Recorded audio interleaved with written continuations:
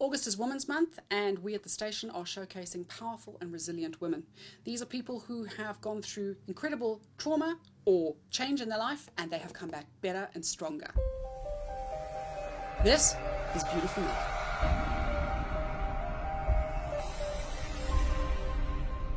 Ntshantsha Tafeni and I have been friends since probably forever, and she runs an organic cosmetic company. But that was the beginning of her dream. Since then, she's gone on to run several more companies, and what I love about Ntshantsha is how she has never let the challenges of being a woman in business be anything more than encouragement for her. Watch this.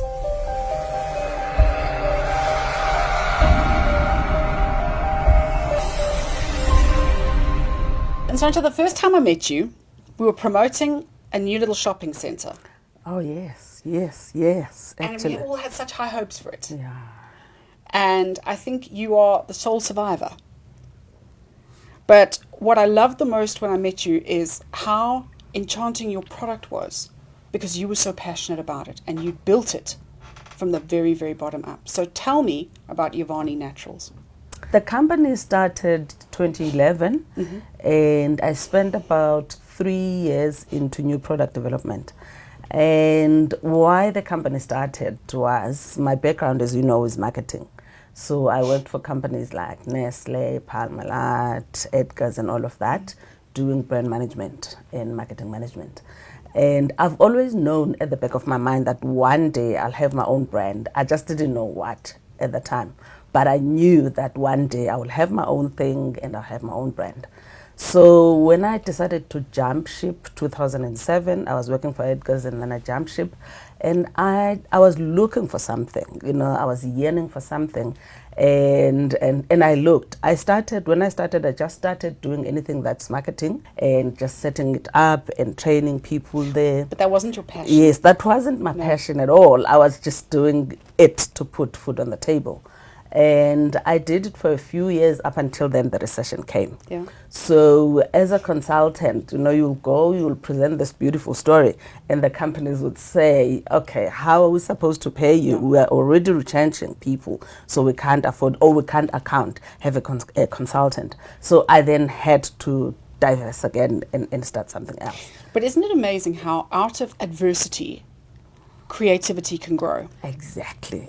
Because you started doing something, as you say, in a recession where starting a new business should be a terrible idea.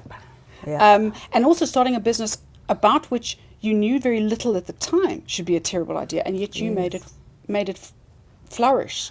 So how did that start? When you have no choice, you make things happen. I had no choice, my back was against the wall.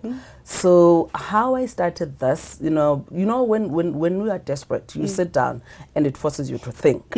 So something that was staring at my face that I was not aware about was my love for natural healing and my knowledge for natural healing. Why did you have that? Where had that come from? Had you always had it? I've always had it. I grew up in the Eastern Cape, in a village in Ilbode. A small town, very small town. Most people don't know about it. With my grandmother, and as you know, in our communities, mothers and fathers, they go and work, and I didn't have a father. I only had a mother who had to go and work so that we can go to school. So my grandmother was my mother. So I grew up with her, and she was a staunch believer of natural healing. By natural healing, it's the simple stuff. When you have a headache, and then she sends you to the garden to get a herb to treat the headache. When you have a tummy ache, same thing. When you've cut yourself, when you've even burned yourself. I remember the other time my cousin brother burned me terrible on my knee, and I was never taken to the doctor. There was something that was done, herbs with ash and whatever, and it healed me. So I grew up knowing about those things. They were cheap, they were convenient, and also they worked. So this is how then the seed was planted. So, and then I grew up. I went to school, I went to varsity, then I thought I was clever. Got a grown-up job. Yeah, exactly. So now, doing that and getting that was a problem. So I then, like everybody else, decided to use pills, to use this, to use that, the conventional stuff that has chemicals, and I forgot about natural stuff. Wow. So when this then change happened, I was like, you know what? I know that I love natural healing. There might be a gap in there. Let me just see if there's a gap, and if there's a gap, what is it? So I knew what the question that I had in my head was, why did, especially in the Black communities, why did we stop using natural healing? Because it was something that was effective, it was something that was, cheap, and so most of the time you don't even pay for these things. You just when you think about how much we spend on skincare and natural healing, exactly, and we go and buy these incredible overseas organic products that cost a fortune, and just in terms of shipping, it's eye-watering, and all the time it's in the back garden here, and we don't see it or know of it. When I do my presentations and I'm talking to people, I say, now we're paying a lot of money for the word organic. Whilst everybody grew up with this thing, you still, you can go in your garden now. There's a lot of organic stuff that you can use that you're not even paying for it. Yeah. But because now they've given it a word, and now it's a new thing, and it's a trend. It's going to be certified. Exactly, it's going to be certified. It's going to be, yes. So then I then went and I did a lot of research to check, why did we stop using it? And I got two things, which were my reasons anyway for stopping it. Okay. It was the convenience. The first one was convenience. If you've grew up in a semi-rural area, in a farm, in a township, you find these things anywhere. You don't have to buy them, and you find them and you use them. But now that we've moved from those areas, now where I stay, I wouldn't have it. I would have to go maybe to downtown or to Marabastad or whatever. Yeah. First of all, it's just not, it's difficult to get there. And time consuming. The second thing was the stigma that we've put in the use of things. I'll make an example. My concept is based on Impepo. And Impepo has got such a stigma in the Black communities because it is associated with Sangoma, with Muti, and all of that. In the meantime, it's such a powerful herb that anybody could use it, and it's a cleanse, it's a calming herb, but people don't know about that. So I was like, okay, I've got these two problems that need a solution: the convenience and also the stigma that we've attached to it. For instance, if you then come to my house and you find a shrub of Impepo in my bathroom, you run away. You're like, I'm not going back there, Ntshantsha and all of that. But if the same shrub, I take it and I put it in a nice bottle and I brand it, I'll still put Impepo and I'll put everything, but it will be nicely packaged. It will be, and then you will take it from the bathroom and come to the kitchen or to the lounge and say, Ntshantsha, where did you get this? I would like to find it. So this is where then the concept started. I knew that it was going to be a very, very long journey because I needed to start educating people to go back to use natural healing. How did you go back? Because your granny was sending you into the garden to get the different herbs, and you boil this and you steep that, and but you hadn't kept it up yourself as much. So I hadn't. So you were doing your research on the stigma, on branding, on why that was the gap in the market. But how did you remember how to make it? I still have a lot of friends and family in the Eastern Cape. And part of my research and my journey was going back there to find out, what else is there? How did I made calls? I traveled. And I also had, as I'm saying, I also had friends as well that, grew up using these things. So I was talking to a lot of people to say how, what. And what was fortunate was that I now didn't have to put them together. The decision that I made was to use pure essential oils rather than herbs, to start using pure essential oils. And I'll tell you why. Because of the convenience, and also because I knew that I didn't have to start the oil from scratch. And I also as well wanted to modernize these herbs now. So if you take it as a herb and you modernize it, then you are able to get a lot of people in the market, So that was, I was like, this is Impepo, it as Impepo, but now we need to modernize it. We now need to, to get it in a different format. That's what I was going to ask you next. So you say people know Impepo. Yes. but what do they know about it, and what are they learning from you and from these products? Impepho is a herb that is traditionally used as an incense. Because it is a calming herb, they use it to cleanse and calm the environment so that it's easy to channel. But they don't use it to channel. Yeah. They don't use it to, to expel the bad spirit and all of that. Impepho is such a powerful herb for to calm, like lavender, like chamomile, like sage and all of that. You can also use it to cleanse as well, to cleanse the space. The medicinal benefits of Impepho, there's a lot of them. For instance, it is an anti-inflammatory. It is a calming herb, like I had said. It would, because it's a calming herb, then it is very good for headaches, for migraine, for sleeping. And people don't know this. They don't, for sleeping. So I had to go and learn a lot about Impepho's medicinal benefits so that I can use it in the skin range. I can use it in the healing range as well. When I say healing, I do massage oils. Yes. Massage oils are for healing things like joint pains, arthritis, insomnia, cold and flu, and all of that, and even just pain, as a sports rub and all of that. So I had to know what are the benefits of that. And then also it is a very good moisturizer, nourishing, and so that is why in each and every product that I make, then it has Impepho, but for medicinal benefits. And I love it. I slapped it on everything. I remember when I first met you and you came with this huge basket of stuff, and it was the first time we'd ever fought over who was going to get what. Once you discovered everything. Yes. And you had worked out what you were going to use and how you were going to market it in such a way that people weren't thrown by it, they were excited by it.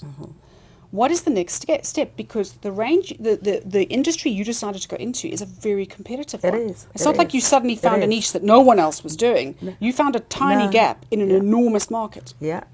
People would say, oh, you're getting to cosmetics. Oh, this industry is saturated and, there's big companies. How are you going to, compete with the big companies, the price competition and, the price wars, and also then the cheap alternatives that are coming from India, from China, and all of that. So lots of reasons not to do it. Exactly. And they've all got the list of why not to. Why not to do. Exactly. Of why not to. There's a huge pie out there for cosmetics.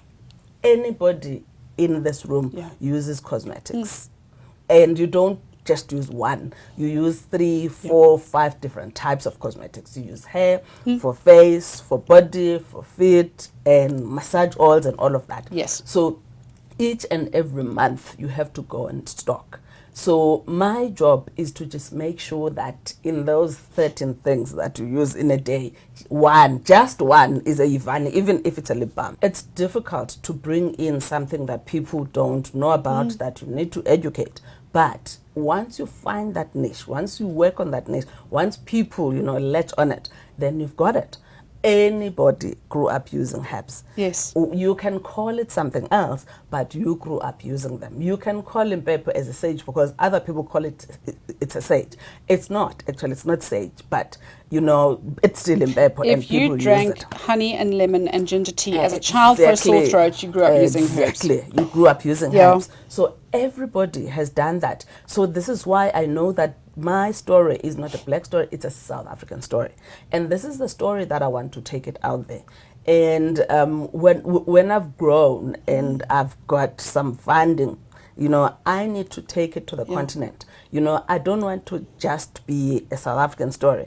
I would like to go to Zimbabwe and say, what is the herb that you use for this? And then I would create a Zimbabwean story in the range. And I'll go for, already I'm using stuff from Nigeria and Ghana, which is the shea butter, which is the black soap, which is, all those indigenous things that they use for hair.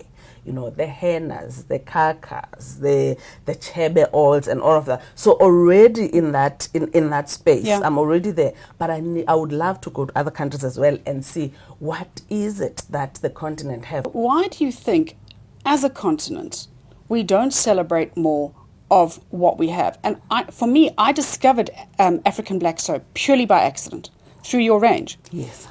And now, I mean, my son is a teenage boy, and that's all he uses. Wow. Because it just works, and it's not expensive. Yes. It is not expensive. Do you think we get wedded to the idea that unless something's very expensive, it doesn't work?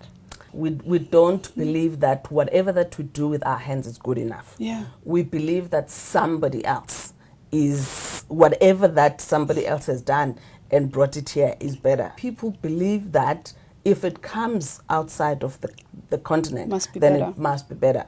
And those products, by the way, they're not expensive. They are cheaper than what we make in the country. So it doesn't have anything to do with the cost. Besides that, we just need to believe that what we do here is good enough, and we then support it. See, it goes back to what you were saying about education. Yes. That people need to know. And it's difficult to get that kind of knowledge out there because you're competing with so much. Something else as well that is happening, there's a huge trend that is growing out there is the world has woken up to what we have in the continent. Yes. And is coming to take. Exactly. The world is coming to take. Already, shea butter is no longer a West Eastern African story. You know, they've taken it out of our hands. And the black soap is got that now as well. And other herbs as well, you know. And we sell them here for nothing to them.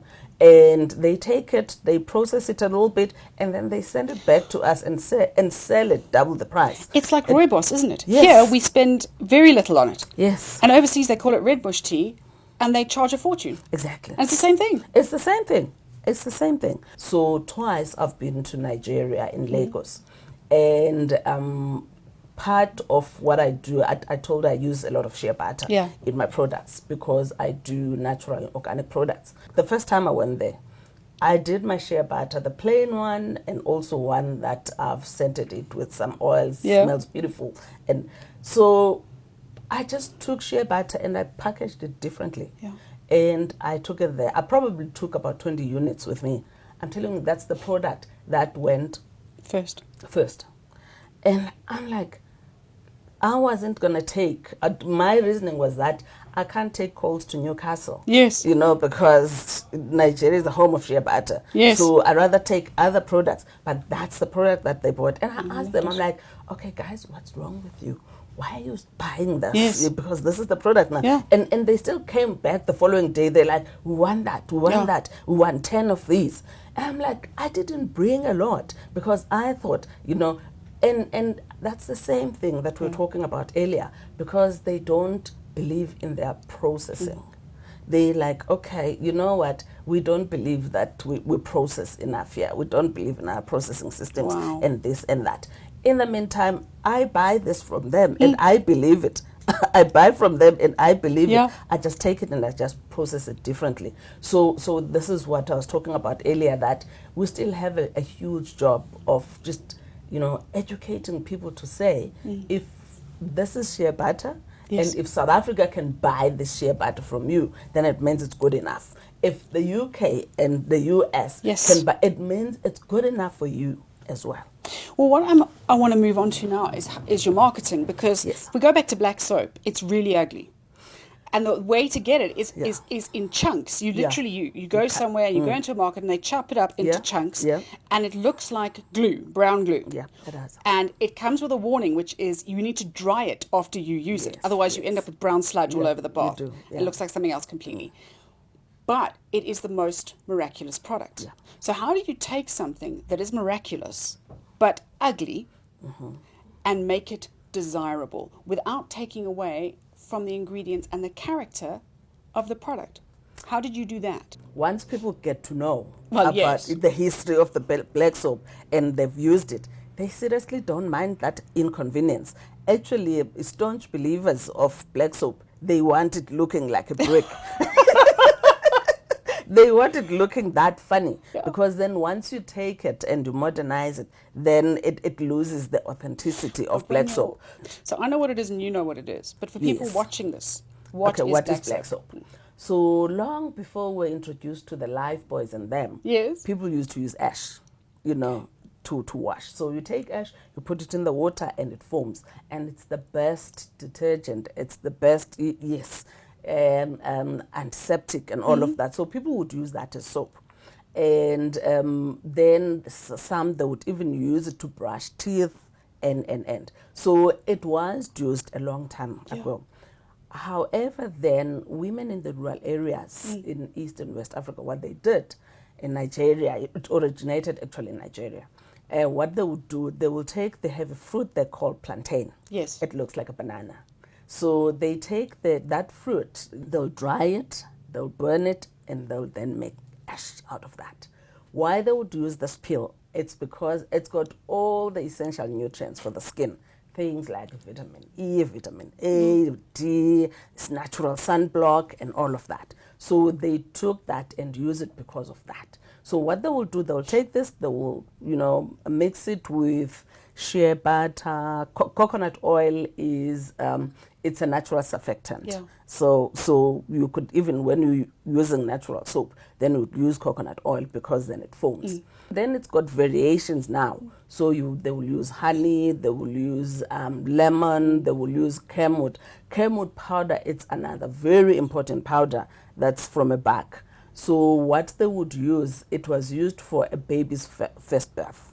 So when the baby is born, it's got all those things on the skin, and they'll just take that and make a scrub or a mask, and they'll put it all over the baby, and then they'll leave it for about 15 minutes, and then after that, then they wash it, and the baby will never have, things like eczema and all those funny skin conditions that baby has. So they will use this for the black soap as well. So it's got all this host of good medicinal herbs and oils.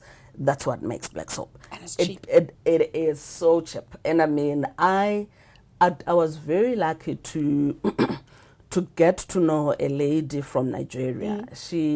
They came with the husband to South Africa, but they were in transit to go to the US.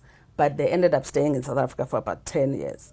And one of my big suppliers of shea butter didn't have shea butter for 2 weeks. Then I got frustrated and I went to Google.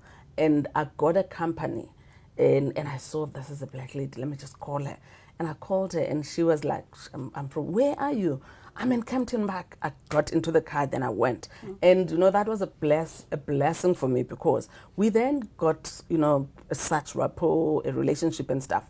And he said that they were still planning to move to the US anyway. She was selling the stuff from her own garage. She was staying in the East. Okay. So then few years down the line, she goes to the US for a holiday. She comes back in Jan. She's like, Ntshantsha, decided September, my children are starting in the US. We are moving. Oh, wow. Then she sends me an SMS, says she's selling the company. And I was like, But at the time, I was talking to a guy that I had met in Nigeria. Okay. He wanted to bring a shea butter to South Africa, and he wanted a distributor. But because my hands are full with Ivan, I hadn't thought about this properly. So now, then she's already selling shea butter, and she's selling the company.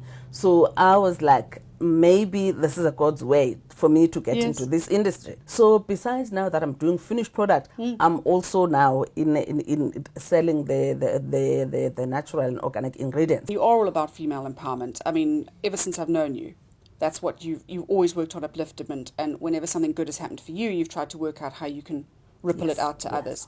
Yes. And I often feel, as women, we are sometimes so afraid of each other's power and each other's success that instead of going, can I please learn from you? Or is there something you can learn from me?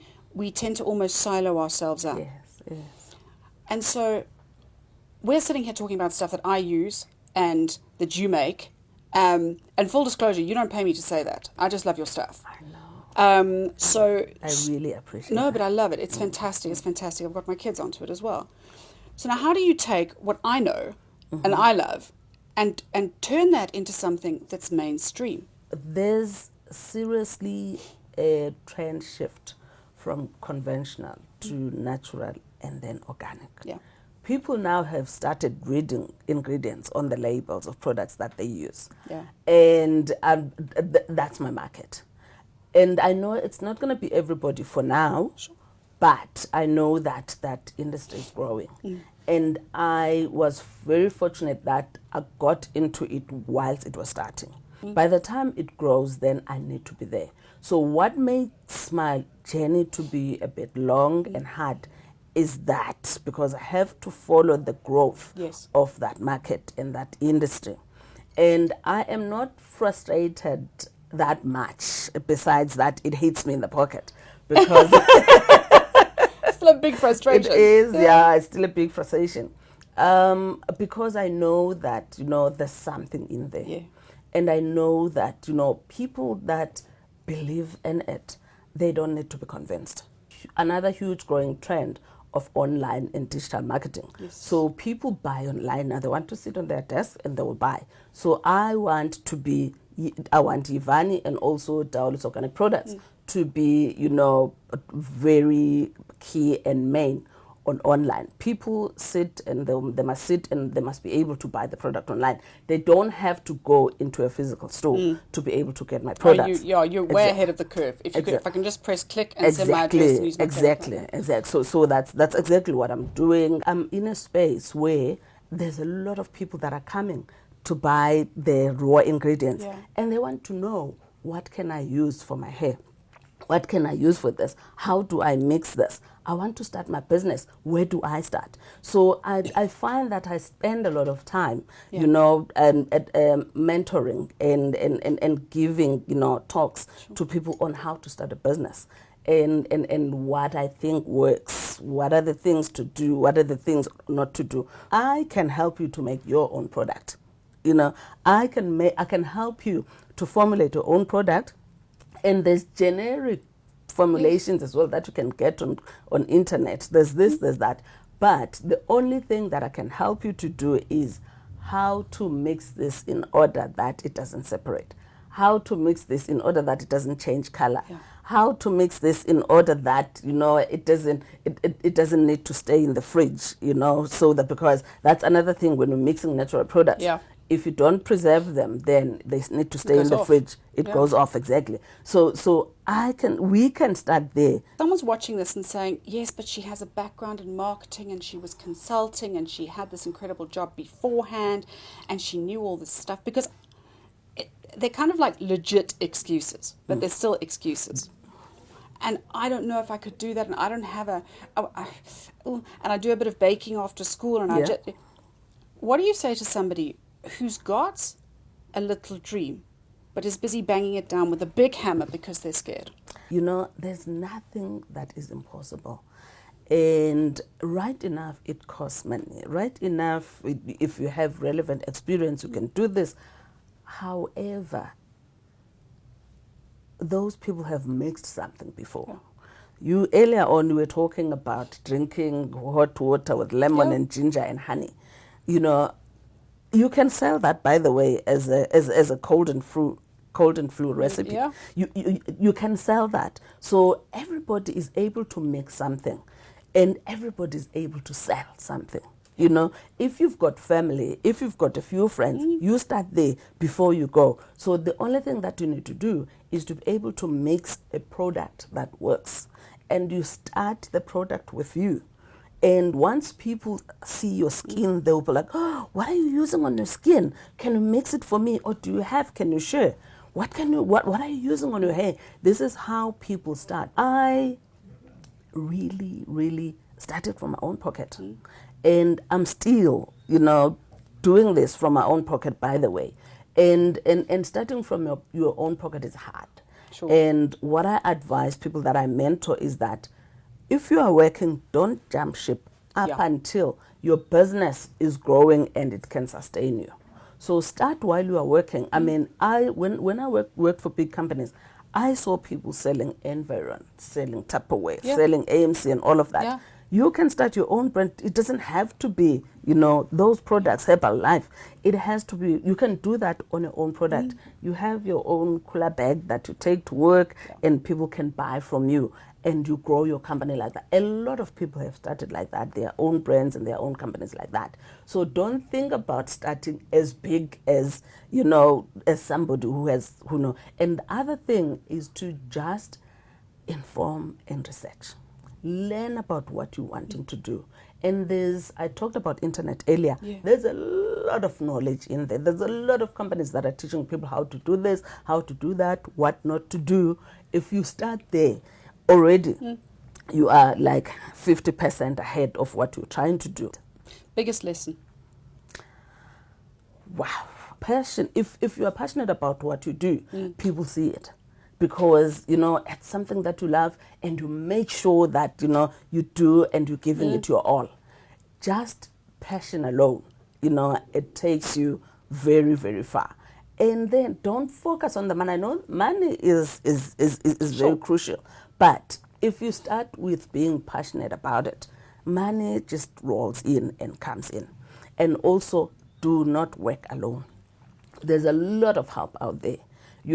As women, we tend to be scared of other women. Yes, I agree. We tend not to be open to go and ask for help. There's a belief. I was listening to a radio show when I was driving here about women not supporting each other, women pulling each other down, women this. But we don't have to do that. There's enough to go around. There's enough to go around. However, as well, as much as that is a huge belief, I've been helped by women. Me too. I've been helped by women. There's a lot of women out there that are always eager to help and support. So I said earlier on that I'm one person that always look at things this way. Since my school days, I've been surrounded by women, and I've been on a lot of things. I've been helped by women. So let's not believe that in such a way that we are scared to talk to each other. Let's talk to other women. I mean, I'm here today, and because you came to my stall and you believed in what I did, and you've been supporting me through and through, and you are a female, so you are just an example sitting here. I also mentioned, we share a good friend, Sue Betch. Yes. Sue was my boss when I started working years ago. And she still supports me up until today. And she genuinely supports me. So these are just examples of women. I mean, even at the DTI, a lot of people that I talk to there is females. CEDA, a lot of people that have helped me, that have supported me there are females. In companies, procurement departments, and whatever, there's females in those companies that are keen to help. Yes. Last night I went to, I was invited by CEDA. I went to the gala dinner at Emperor's Palace, the Standard Bank Top Women Awards. And when I was sitting there, my mouth was like, with what women are doing out there, women helped by other women.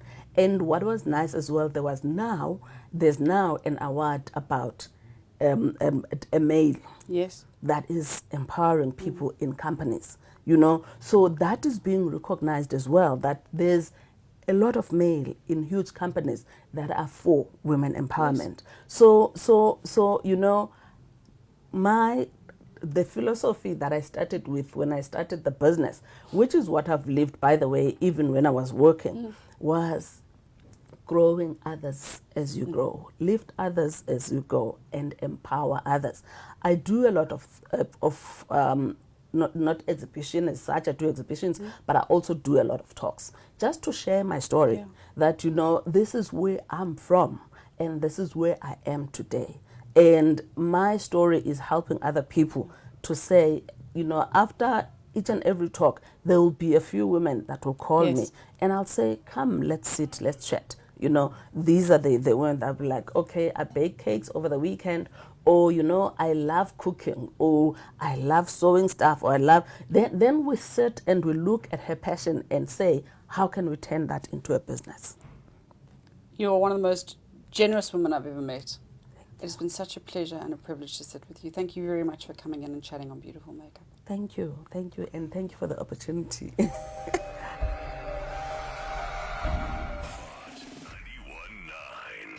the best old school and R&B.